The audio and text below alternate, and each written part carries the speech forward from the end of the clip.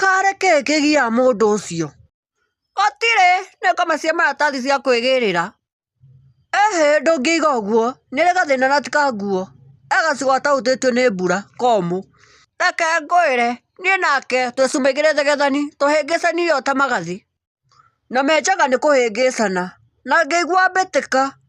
Reke ngwire ndamũrokire kiroko tene atokirite ngĩhanda gatano ya njamba ngĩmũtheca ciugo eraga na maya keaga.